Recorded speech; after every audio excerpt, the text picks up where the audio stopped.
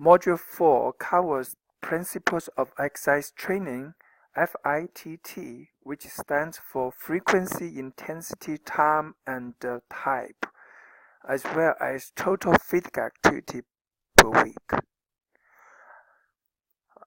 Principles of Exercise Training. Exercise training theory includes understanding how to use information from exercise sciences and how to apply it effectively to improve performance. The theory has provided the basis for individual exercise prescriptions since the late 1970s.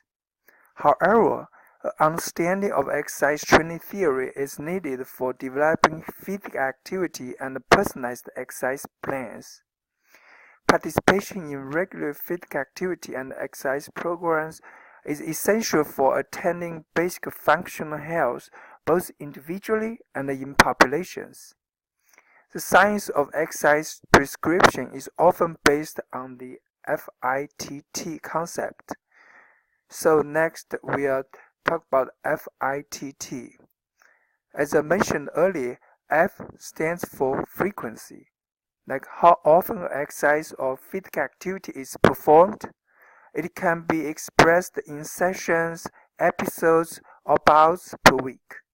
Intensity concerns how hard one works or the physical effort required to perform a physical activity or exercise.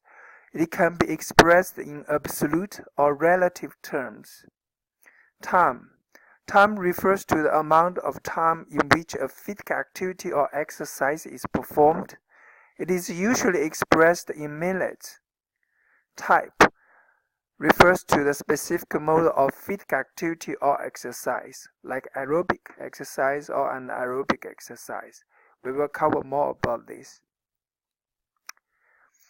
In terms of the principles of exercise training, there are a variety of principles, as you can see here, including but not limited to practical goal setting, teaching mode, fitness evaluation, specificity, periodization, genetics and individual variation, recovery, motivation, detraining, progressive overload, modifications, overtraining, and compliance and adherence. Since you are all kinesiology major and you should have learned those terminologies in other prerequisite courses. So here I would like to use an example to demonstrate the effects of genetics and individual variation. The genetic of an individual or a population can affect the ability to benefit from physical activity. Also, genetic accounts for the adaptation rates and the maximum potential for adaptations. This figure shows 5 genetic and training variations that we can see in the relationship of the benefits of physical activity training over 6 months. Curve 3 represents a profile of the adaptation to physical activity that most professionals expect to see. However, many people do not respond in this fashion. The takeaway here is that we need to evaluate our physical activity plans regularly to adjust them to facilitate further gains in health outcomes. Okay. So this is just one example for the principles of exercise training. Next, I would like to cover the dose and the responses.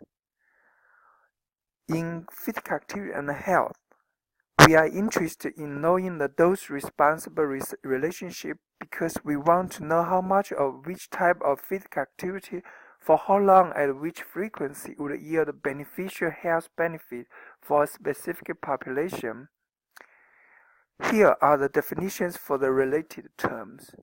Dose is the amount of physical activity or exercise performed with reference to frequency, intensity, and time or duration, and it is related to the value of training. Accumulation Accumulation refers to acquiring a specific dose of physical activity or exercise, or achieving a physical activity or exercise goal by performing several short bouts and adding them together. For example, 3 bouts of lasting 10 minutes each to achieve 30 minutes of daily physical activity or exercise. The dose response refers to the amount of physical activity or exercise needed for achieving health, fitness, or performance goals. The dose responses can be measured in terms of the frequency, duration, and intensity of physical activity or exercise of the total volume of the work. Dose response varies on different health outcomes. Those responses related to physical activity or exercise are similar to those related to medications, in that responses vary with the dose of medication. This figure shows the sum of the dose response curves for physical activity in relation to different health outcomes. As we all know, there are many general health and fitness benefits of regular participation in physical activity. For example, there is strong scientific evidence for adults and older adults for the following as shown in the figure: improved osteoporosis, prevention of weight gain, weight loss, particularly when combined with reduced caloric intake, lower risk of type 2 diabetes, low risk of stroke, low risk of coronary heart disease, no risk of high blood pressure, no risk of adverse blood lipid profile. Of course, the more physical activity engaged, the higher chance of individual would get musculoskeletal injury.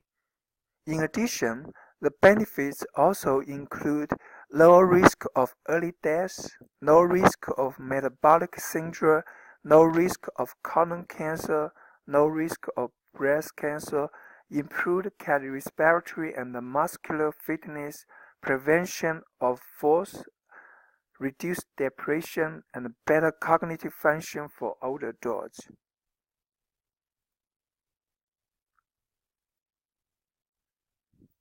So on this slide, we will talk about the energy expenditure. As you can see, total energy expenditure is directly related to volume or the dose of training.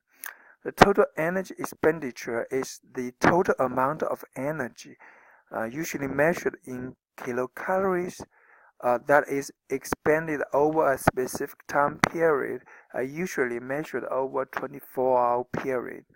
There are 3 major components of energy expenditure. Those include the basal metabolic rate, the thermic effects of food, and the physical activity. The percentages provided below are estimates that are typical for a sedentary individual, and these estimates will vary based on an individual's physical activity status. For example, the contribution of that physical activity makes to total energy expenditure is greater for active individuals compared to their sedentary counterparts. Okay. So basically, the basal metabolic rates, about 70%, refers to the kilocalories your body needs to properly function while at rest. The thermic effects of food accounts for approximately 10%.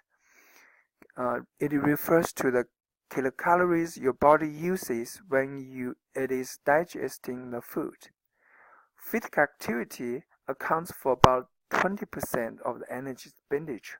It is the most variable component of total energy expenditure and is divided into 2 main categories: the activities of daily living and the variable activities.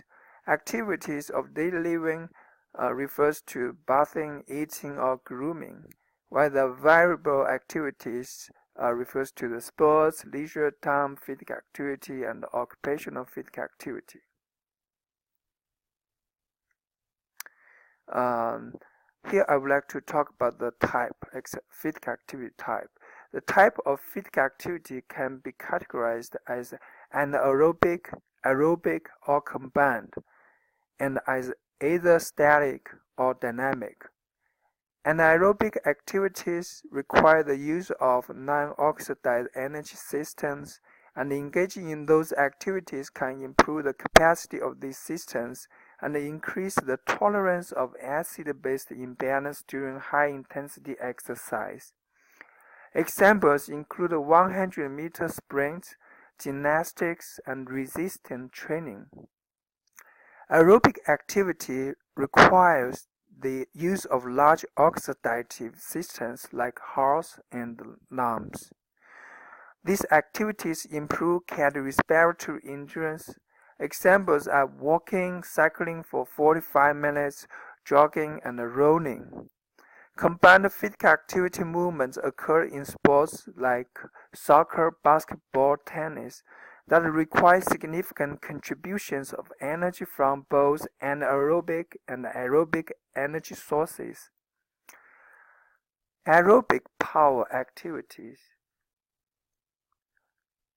require high level of oxygen delivered to the walking muscle and last from 3 to 15 minutes.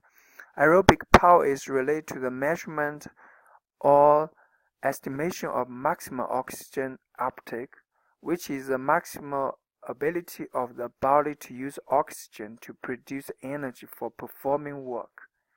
The figure on the right displays the concept of exercise intensity and the VO2 max for a trained and untrained man. As the running speed increase, the trained man demonstrates steady increased VO2 max, while the untrained man reached the peak at a moderate level in light of VO2 max. Aerobic capacity activities stress the ability to maintain high percentages of VO2 max for extended period of time, for example 20 minutes or longer.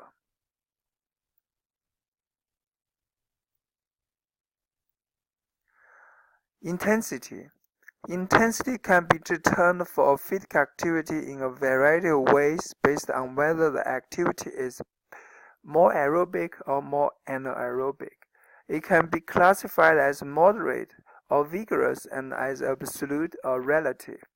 According to the physical activity guidelines, at the moderate intensity level, an individual is walking between 3 to 5.9 meters. And at the vigorous intensity level, an individual is walking above 6 meters. In terms of absolute intensity, it can be expressed in kilocalories per minute, in meters, or as walking at 4 miles per hour or jogging at 5 miles per hour. This table shows the classification of physical activity levels from the 2008 Physical Activity Guidelines for Americans. Relative intensity is generally expressed as percentage of aerobic power like VO2 max, or as the percentage of measured heart rate or heart rate reserve and the perceived exertion ratings. The intensity, the 2008 Physical Activity Guidelines for Americans includes classification of physical activity intensities that show how the physical activity intensities significantly affected by the differences of VO2 max. As shown in this figure, an individual with a higher than average of VO2 max of 14 meters who is walking at 3 miles per hour is walking at a relative intensity of 24% of her maximum, which is really low. Okay. However, an individual with a low VO2 of the 4 meters is walking at a relative intensity of 83% of his maximum, which is hard. Well, here I would like to briefly talk about the perceived exertion scale. The perceived exertion scale and the talk test methods require that people evaluate how hard they are working or determine whether they can carry on a conversation at a given intensity of work. This figure shows a perceived exertion scale called the Omni Walk-Run scale for adults. It is a simple way for practitioners to teach people how to rate their physical activity intensity. For instance, a scale rating of 7 for untrained adults would indicate that the person is working somewhat hard to hard. The scale can be used to help people focus on achieving moderate to vigorous physical activity intensities by achieving perceived exertion levels greater than 4. The test basically tells practitioners if someone is working at a comfortable level or struggling. Time. Table 2 provides some general recommendations based on the traditional exercise prescription programming for determining the time or duration of the type of physical activity and exercise activities. This table includes the recommendations for achieving basic function health as well as high performance. Frequency. Table 2.3 provides some general recommendation for the frequency of type of physical activity or exercise activities. It also includes the recommendations for achieving basic health, functional health, as well as high performance. When it comes to the total physical activity per week, the amount of physical activity or exercise performance for a given period of time can be determined by using the absolute intensity, the time or duration, and the frequency. As shown in the table, the dose of physical activity and exercise can be expressed in minutes of hours per week of different intensity, or in terms of distance walked or jogged or the day or run per day or week. The amount of physical activity can also be expressed in kilocalories per day or week, kilocalories per kilogram of the body weight per day or week, or met minutes or met hours per day or per week. This table shows that if a person participates in physical activity at a moderate intensity like 3 miles per hour for 2.5 hours per week, at this level, this individual would average 495 minutes per week and 8.25 met hour per week, or equivalent of 7.5 miles per week. If this individual weighs 175 pounds, her energy expenditure would be 620 kilocalories per week. So that is a way we use to calculate total physical activity per week. Here are the response questions.